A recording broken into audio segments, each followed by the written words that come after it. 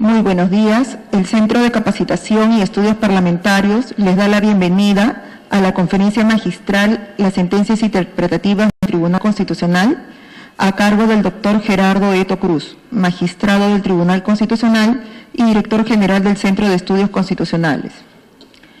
El señor Gerardo Eto Cruz es doctor en Derecho Público por la Universidad de Santiago de Compostela, en Galicia, España. Ha ejercido la docencia en diversas universidades del país, ha sido profesor investigador visitante en la Universidad Católica de Lisboa, en el Centro de Estudios Constitucionales de Madrid, en la Universidad Autónoma de Barcelona, en la Universidad de Bolonia y en la Universidad Autónoma de México. Ha dictado un sinnúmero de conferencias sobre diversas materias en nuestro país y en España, Italia, Portugal, México, entre otros. Y es por ello que siempre que lo convocamos está dispuesto a colaborar con el centro en temas de trascendencia.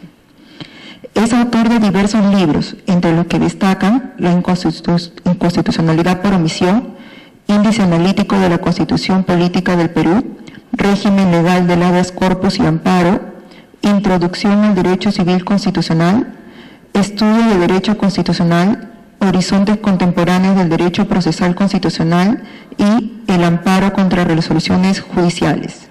Actualmente es magistrado del Tribunal Constitucional del Perú desde septiembre de 2007 y director general del Centro de Estudios Constitucionales del Tribunal Constitucional, cargo que desempeña desde enero de 2008. Sin más preámbulos, presento al doctor Gerardo Eto Cruz, para lo cual les pido un fuerte aplauso.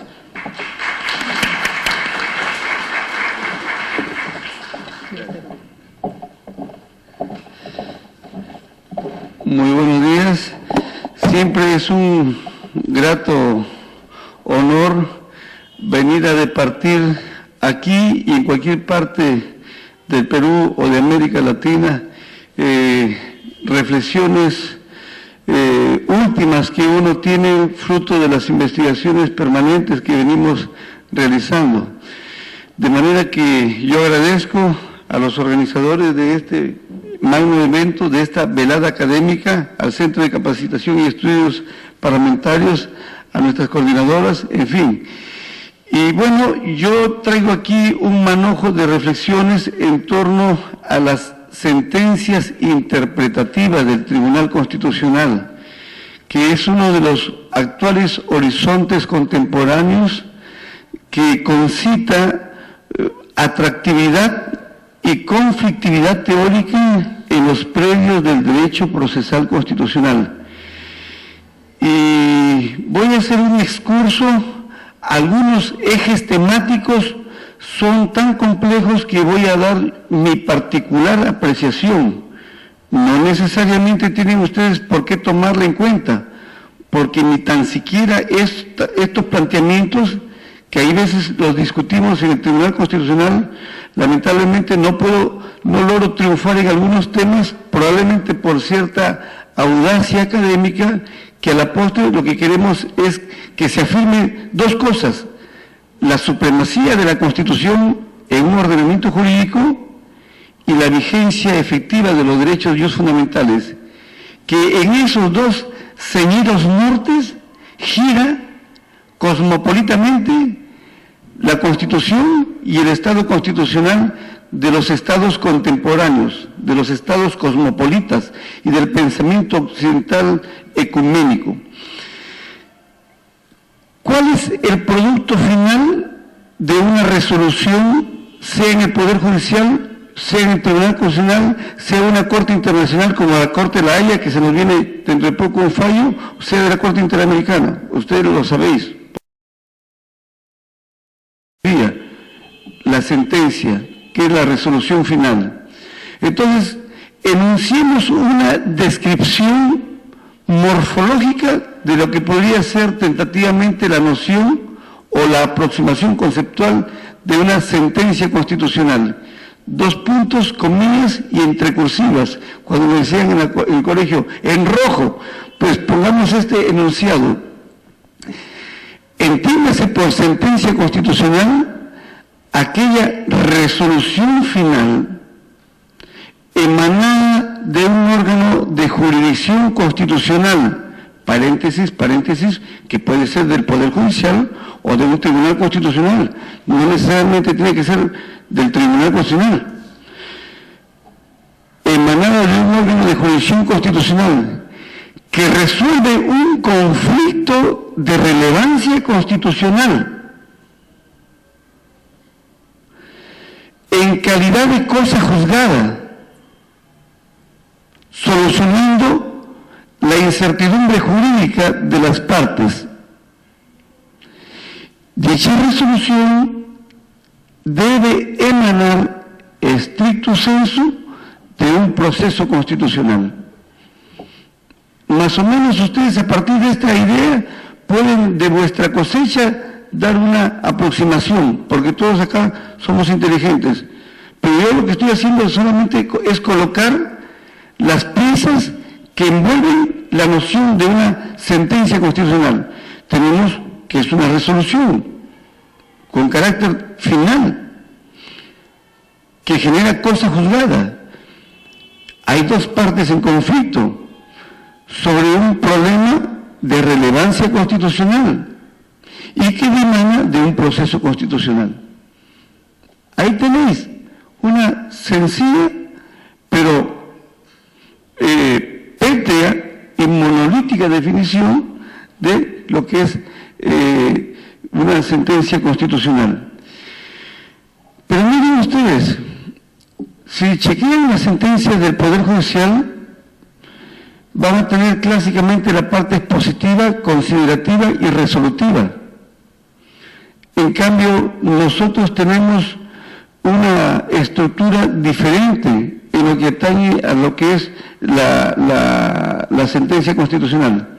Y toda sentencia constitucional tendría una estructura que se expresa a través de un quinteto de ideas.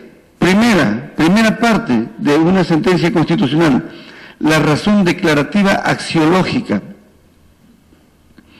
que debemos entender por esta idea, razón declarativa axiológica.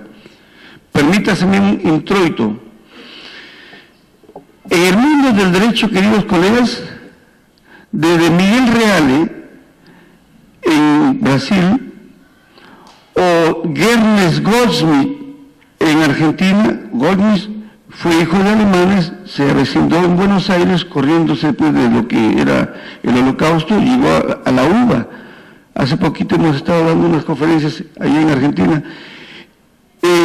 Ambos coincidieron coetáneamente en decir que el fenómeno jurídico, dos grandes pensadores, que el fenómeno jurídico está envuelto en una concepción tridimensional. Miguel Reale hablaba del tridimensionalismo y Gernot Goldschmidt del triadismo jurídico. La nomenclatura no interesa, pero a lo que voy, que el fenómeno jurídico aquí y siempre está envuelto de tres aspectos: norma, realidad y valores. De manera tal que cuando hablamos de la razón declarativa axiológica, se va a expresar ahí esa trimimbre concepción. Y la actitud axiológica es la actitud que asume el operador intérprete cuando ese litigio que se está desarrollando en los predios de esa jurisdicción debe tener una actitud de valor, porque lo que se discute está envuelta de contenidos estimativos, valorativos, axiológicos. El operador intérprete tiene, como miembro de un tribunal, de un colegiado, cierta apreciación, cierta concepción del mundo, y esa cosmogonía la va a destilar en el fallo. Y es por ello que la razón axiológica declarativa significa valor, que ese juez discierne en un caso concreto. Y es así como en las piezas del fallo se destila apreciaciones de contenido valorativo, porque el juez, si bien debe ser un juez neutro, esa neutralidad no supone una actitud de valor respecto a ese litigio. Segundo componente, la razón suficiente o ratio decidendi. Esta parte es la parte medular en un fallo de una sentencia constitucional. Ratio decidendi ha de significar la parte argumentativa que va a definir el fallo o decisión. La ratio decidendi es el argumento que delinea la pauta de un resultado final, que es esta resolución de declarar fundado o infundado, ya veremos luego. Esa es la segunda parte que está, ¿en dónde? En la argumentación, no se va a decir en esta partecita, sino que está explícitamente tratada en diversos fundamentos del fallo. Luego tenemos un tercer componente, queridos colegas, la razón subsidiaria o accidental, llamado también los obiter dicta. Son los argumentos que complementan a la razón suficiente. La razón suficiente es lo que define el fallo, pero a eso se agrega un recodo de argumentabilidad que en doctrina se llama argumento de paso, que complementan, no definen. La razón subsidiaria o accidental no define el fallo, pero sí pone el hombro para poder dar un corte de rabo y oreja en la argumentación de esa estructura sistémica del fallo. Luego tenemos la invocación preceptiva, cuarto tema. La invocación preceptiva prácticamente no es más que una expresión más fina de la razón suficiente, porque la invocación preceptiva, los colegiados constitucionales invocan la norma relevante que está en juego. Invocación preceptiva, se entiende, es la invocación del precepto. Tal artículo de la Constitución ha sido menoscabado por esta ley, o tal norma extraconstitucional que forma parte del bloque de constitucionalidad se ha visto afectada, o tal tratado internacional, si se trata de bloque de convencionalidad. Esa es la invocación preceptiva. Y finalmente, queridos amigos, dentro de este pentagrama, la decisión o fallo constitucional, que es la resolución. Porque todos nosotros los abogados, cuando nos llega un fallo, no nos vamos pachochamente a empezar a leer desde el antecedente, todo de frente, uno desesperado va con una tensión cardiovascular, todo está, y de paso este es un fallo, ha resuelto declarar fundada, uy Diosito, ganamos el juicio hermano, bravo, o infundada, la cara mustia y de tristeza infinita, etcétera, etcétera, y ahora ¿qué le digo a mi cliente? Esa es la decisión, pero la decisión o fallo no es más que la sumatoria de la razón declarativa axiológica, ¿no? De lo que es la razón suficiente, de la razón subsidiaria occidental o obiter dicta, de la invocación preceptiva, y toda esa suma tiene un corolario final, que es la decisión, que es el fallo. Ahí termina toda la estructura temática de esas, hay veces largas y pesadas resoluciones que agotan, definitivamente agotan, cansan, pero es un taladrar que se va argumentando,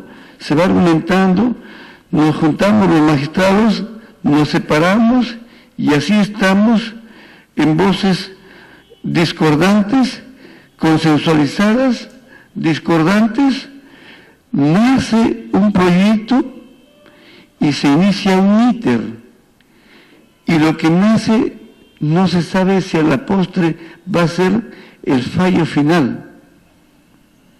Habría que escribir el íter de una sentencia constitucional, ¿no? Parte, ya lo digo, en un estudio preliminar de todas las sentencias relevantes que vamos a publicar, que son 4 tomos. Lo que pasa es que el tribunal, que es un tribunal económicamente muy pobre, no tenemos plata para publicar los 4 tomos. A lo mejor el Congreso lo puede publicar. Pero el íter, escuchen lo que yo estoy diciendo, nace el proyecto de la ponencia de un magistrado, pasa a mano de otro, de repente confirma, firma, lo suscribe, de repente hay otro que dice que no, hace un voto, y ese voto a lo mejor, que va como un voto solitario, es a la postre el que gana en las discusiones, ¿no? Pero lo importante es que ustedes, queridos amigos, esa es la estructura de una sentencia constitucional.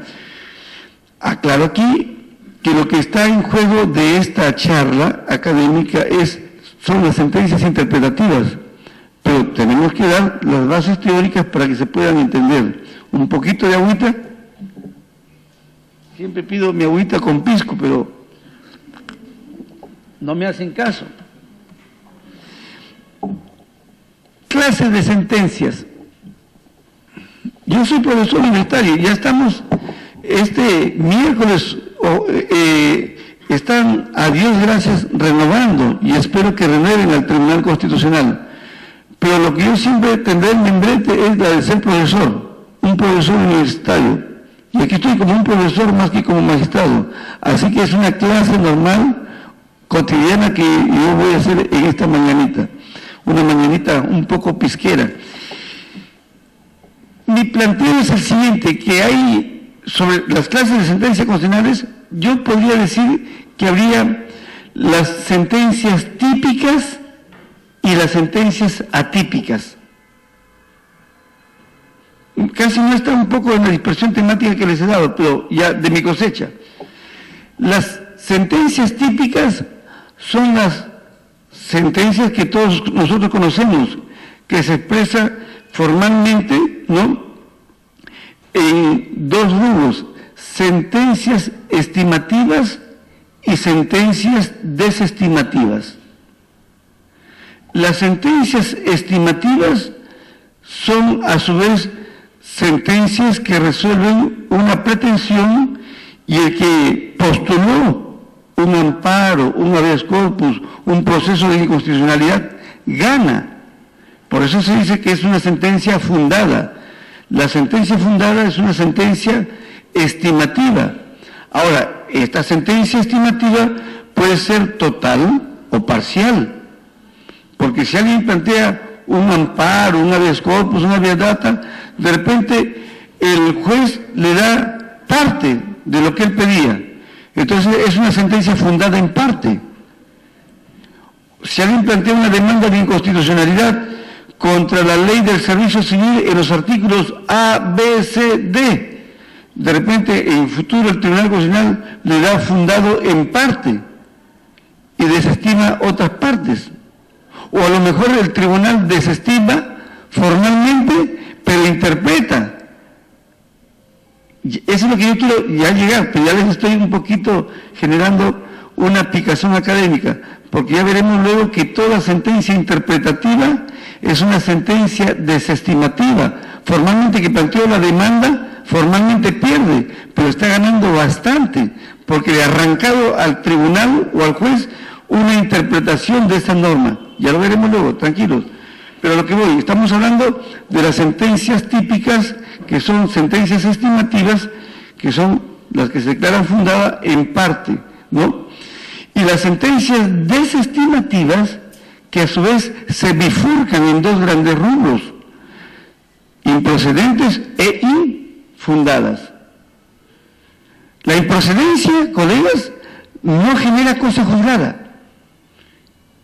Y me atrevería a decir que si el que planteó una demanda y obtuvo una sentencia improcedente, puede también nuevamente iniciar otra ruta, bajo otros argumentos. Pero si el órgano jurisdiccional le emite una sentencia desestimativa pronunciándose sobre el fondo del asunto y declara infundado, ahí tenemos ya la condición de res judicata, cosa juzgada. Y si querría plantear nuevamente, la contraparte en su momento deduciría una excepción de cosa juzgada. Bien, ahora me interesa más bien conversar sobre las sentencias atípicas, que son las que generan las sentencias interpretativas. Permítase otro introito académico. Cuando se elaboran, cuando se crean los tribunales constitucionales, hubo una primera generación de tribunales. La primera generación fue el Tribunal Constitucional de Austria de 1920, la de Checoslovaquia de 1919, que no regió casi nada, y la española de la República Española del año 31. Vino la Guerra Mundial, desaparecieron y luego empieza una segunda ola. Y la primera constitución en la segunda generación fue la Corte Constitucional en Italia. Y allí empezó a regir a partir del año 47 el mentor de esa Corte Constitucional, el creador fue nada menos que Piero Calamandrei, que fue el Kelsen de Italia, porque Kelsen quedó por vez primera en Austria.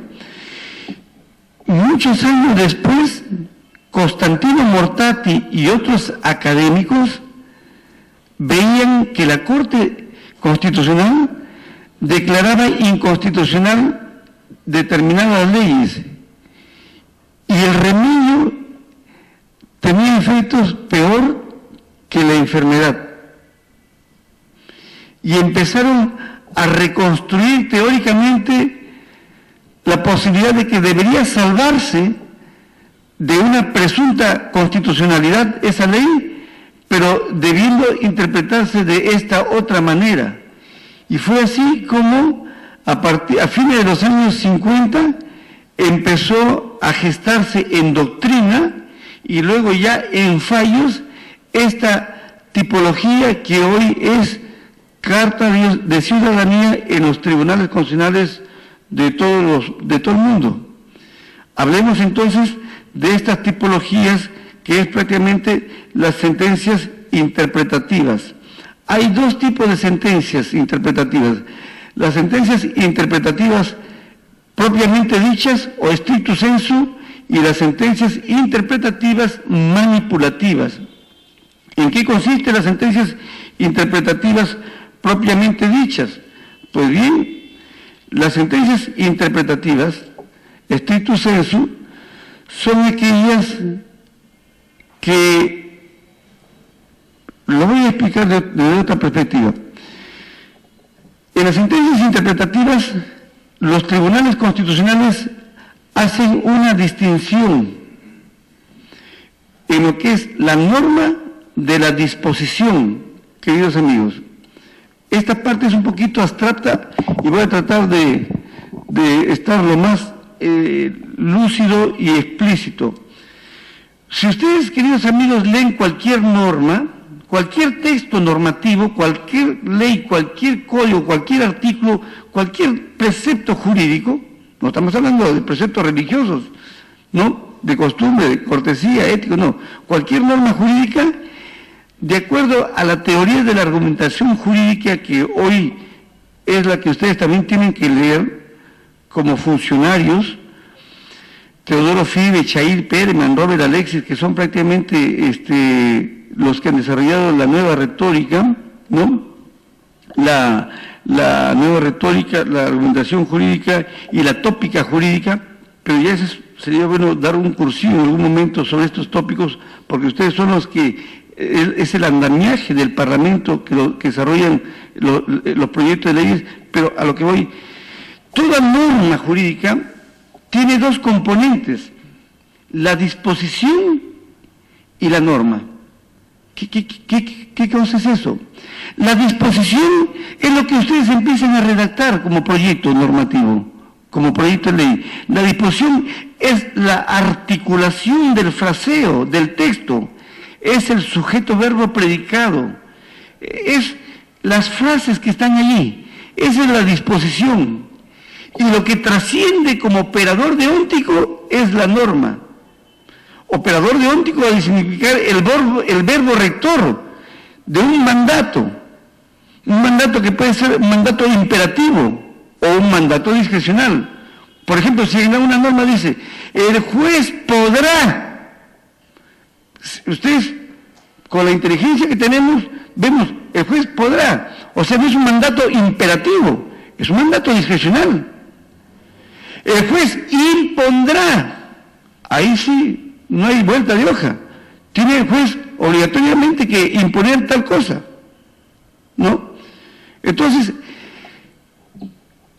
hablamos de sentencias interpretativas, stricto sensu, cuando el tribunal, sala o corte constitucional mantiene el texto, lo mantiene impertérrito, no lo toca, no lo manosea, no lo estruja, no lo deroga por declararlo inconstitucional, lo mantiene como tal, lo mantiene presuntamente constitucional, pero le da hace una cirugía láser, y la norma que trasciende de ese flujo de articulación le da una exégesis distinta, una interpretación distinta. Entonces el texto se mantiene tal como está y el tribunal dirá, el texto dice esto, pero se entenderá de ahora en adelante este tipo de interpretación. Por ejemplo, aquí traía algunos casos muy sencillos, por ejemplo,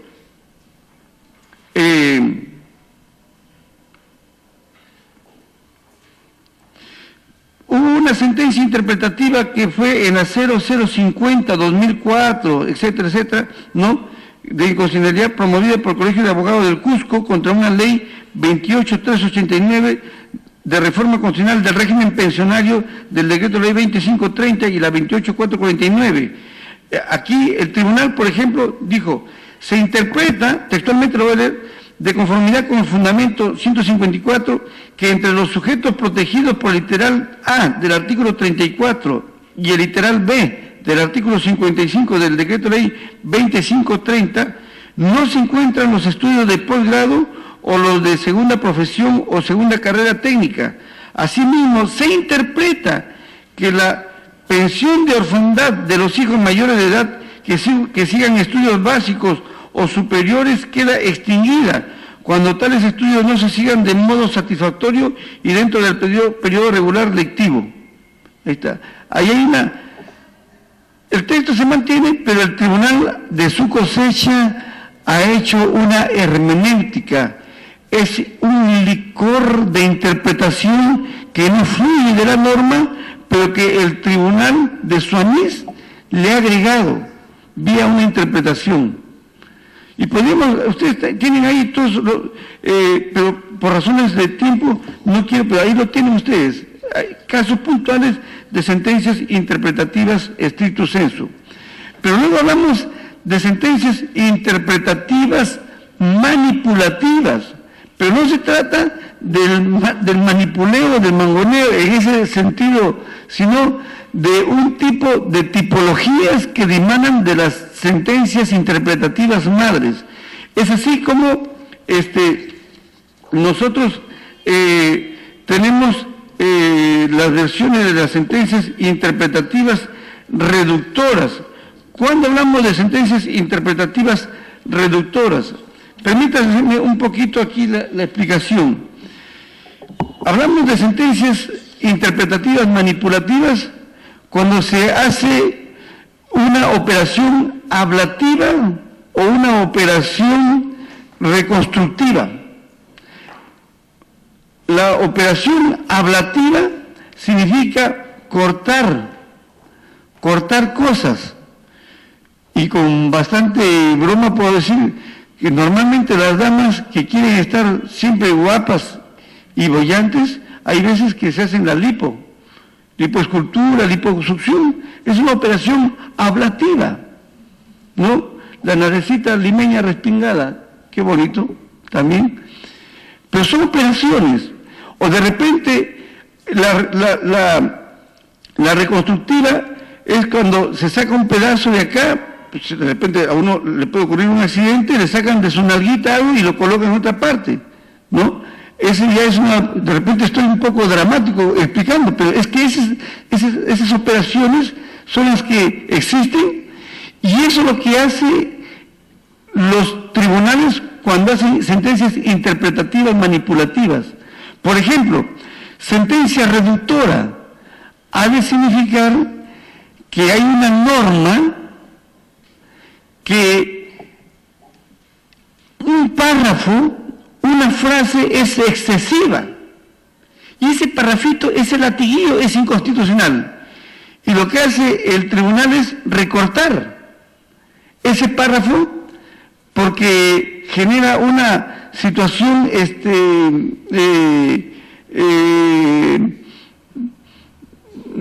qué sé yo, una interpretación que no se condice con la Constitución. Aquí también nosotros hemos colocado casos de sentencias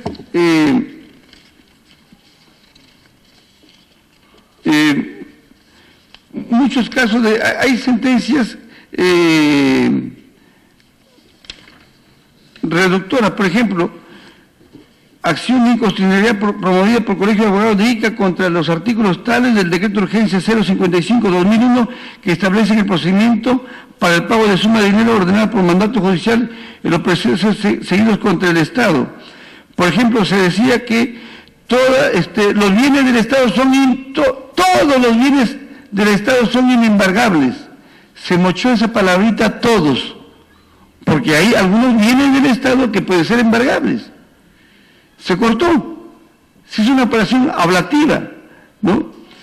Y en fin, podemos seguir colocando casos, pero no quiero estar señalando porque lo tienen ustedes ahí. Esas serían las sentencias reductoras, ¿no? Sentencias aditivas. Ahí el texto no es inconstitucional.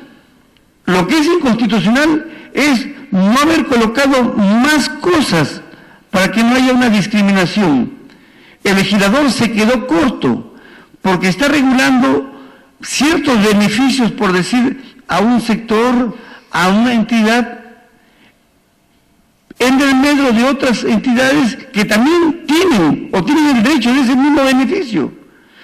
Toda sentencia aditiva ha de significar, en doctrina alemana, una arbitraria exclusión de beneficios, que significa que se le da a un sector preeminencias, privilegios, exenciones, y a otro sector que cumple la misma labor, no. Entonces el tribunal agrega, esas son sentencias aditivas, ¿no? Luego tenemos las sentencias sustitutivas. En las sentencias sustitutivas no es ni reductora ni aditiva. Ahí sí hay una frase perversa que violenta la Constitución y el tribunal lo que hace es sustituir esa frase por otra. Esa es la sentencia sustitutiva. Estoy hablando un poco en abstracto, pero ustedes tenéis ahí casos puntuales, ¿no? Luego tenemos las sentencias exhortativas y finalmente las estipulativas, pero voy aquí a dedicarle un espacio importante a las sentencias exhortativas dentro de la variante de sentencias interpretativas, porque esta parte sí voy a hablar, valga la ironía de lo que voy a decir, voy a hablar en la casa del ahorcado, porque voy a hablar a los asesores de los parlamentarios. Y como yo realmente no tengo ningún problema de decir la verdad, van a tener que soportar un poco mi pensamiento, mi reflexión y mi preocupación. Ojalá que algún día triunfe en lo que es propuestas de fallos. Permítaseme la reflexión siguiente. Estamos en el rubro de sentencias exhortativas, que son sentencias que exhorta el tribunal, exhorta al legislador a que produzca determinadas leyes. Pero yo aquí quiero conversar lo siguiente. En el mundo del control constitucional, normalmente lo que prima es el control represivo, en donde el legislador produce una ley y luego personas legitimadas entablan una demanda de inconstitucionalidad y el tribunal formalmente declara inconstitucional tal o cual precepto de esa ley. Eso es pan del día. Pero también ocurre que muchas veces se violenta, se fornica, se mancilla a la Constitución cuando el legislador no produce leyes que el testamento histórico del Poder Constituyente ha exigido en algún momento. El constituyente en algún momento histórico estableció programas de políticas legislativas. Y el legislador es renuente, contumaz, omisivo en no producir el circuito del desarrollo legislativo que exige la Constitución. ¿Y de dónde se produce eso? De las cláusulas programáticas. Hay dos tipos de cláusulas, en la Constitución hay dos tipos de normas. Yo de mi cosecha he agregado una más para Latinoamérica, que son las normas principistas, pero eso por ahora no interesa. Las clásicas normas constitucionales que existen aquí y en todo el bolondrón del mundo son las cláusulas programáticas y las cláusulas operativas. Las normas operativas no requieren de leyes complementarias para que la norma constitucional se cumpla. Basta con el enunciado de la norma para que ella fácticamente en el mundo ontológico de la realidad se practique, se vivencie, se internalice. Son las normas de los derechos fundamentales de la primera generación. Por ejemplo, todos tienen la libertad de tránsito. ¿Es necesario pedir permiso a alguien para caminar, para transitar? Todos tienen derecho a la libertad de culto, de religión, derecho de petición. ¿Es necesario que haya un reglamento? No. Son normas autoaplicables. Esas son las normas operativas. Pero hay otras normas que son las programáticas. Las cláusulas programáticas son aquellas que requieren de una futura ley que desarrolle lo que está establecido en esa norma constitucional. Yo siempre me acuerdo, en la Constitución del 79 había una norma muy enternecedora, creo que estaba en el artículo 5, decía, los familiares pobres que no tengan cómo enterrar a sus muertos, el Estado va a poner la suya para enterrarlos. Y en la época de Alan García se promulgó una ley, estamos hablando del primer gobierno de Alan García, se promulgó una ley reconociendo de que el Estado, a través de las municipalidades, debería sufragar los gastos de sepelio, de entierro. Pero siempre, yo le digo a mis alumnos, la picardía del legislador es ver las disposiciones finales y transitorias, muchachos. Siempre vean las disposiciones finales y transitorias. Y efectivamente, la ley decía, esta ley, para que se cumpla, tiene que estar reglamentada en 90 días. Nunca se reglamentó. Entonces, a lo que voy, las cláusulas programáticas requieren de leyes para que la Constitución se cumpla. ¿Y qué pasa si el legislador no las desarrolla? Se genera lo que hoy en doctrina, yo de esto vengo pregonando hace 15 años, porque hace como 12, 15 años que publiqué un libro, y no imprimió sino en México, sobre el problema de la inconstitucionalidad por omisión. Se genera la inconstitucionalidad por omisión, que conceptualmente consiste en no producir leyes que la Constitución exige a partir de las cláusulas programáticas. Pues bien, ya tenéis la idea de lo que es la inconstitucionalidad por omisión, que ellas surgen tan solo cuando la Constitución reclama una ley complementaria y el legislador no la ha desarrollado. Hasta ahí ha valido un poco el excurso teórico. ¿Qué es lo que yo he encontrado a lo largo de los años? Que el Tribunal Constitucional emite un montón de sentencias exhortativas. Se exhorta al Parlamento para que produzca tal o cual ley. Ya no aludo a leyes puntuales, porque aquí tengo toda una lista, como un memorial de agravios o desagravios que el Parlamento no ha producido. ¿Ya? Aquí tengo, este es un proyecto de una sentencia que yo la tengo y espero triunfar antes de que nos vayamos, en donde estamos, aquí tenemos, por ejemplo, miren, sentencias exhortativas. la 009-2001, caso Ley 27153, que regula la explotación de juegos de casinos y máquinas tragamonedas. La 0010-2002, caso de legislación antiterrorista, ¿no?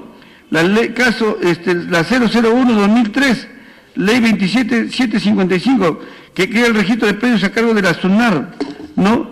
El caso del decreto ley 23201, Ley Orgánica de Justicia Militar y otros. Y en fin, hay un montón de fallos que podríamos señalar. Hay una ley que fue la ley que establece, que prohíbe la creación de filiales universitarias, ¿se acuerdan? Y el tribunal ha exhortado para que se produzca una norma que verifique cómo es el sistema del manejo de las universidades, en fin. Entonces, ¿qué ocurre? A lo que voy. No pierdan el panorama, el norte de lo que... ¿Qué ocurre con estas sentencias interpretativas de exhortación, que son un simple saludo a la bandera? Entonces, yo estoy pensando que desde una experiencia latinoamericana cabe ampliar el espectro conceptual y teórico, que no solamente nos encontramos ante una inconstitucionalidad por omisión cuando el legislador no produce leyes de las cláusulas programáticas del texto constitucional, sino que cabría, digo yo, ampliar el espectro de la inconstitucionalidad por omisión cuando el legislador, con un tiempo razonable, no cumple con editar, promulgar, desarrollar leyes que el Tribunal Constitucional le ha exhortado. Pero esa exhortación no es por capricho de los jueces, sino porque surge de la mediación de la interpretación del texto constitucional. Porque muchas normas de la Constitución son normas implícitas, que también están ahí como una poesía cerrada.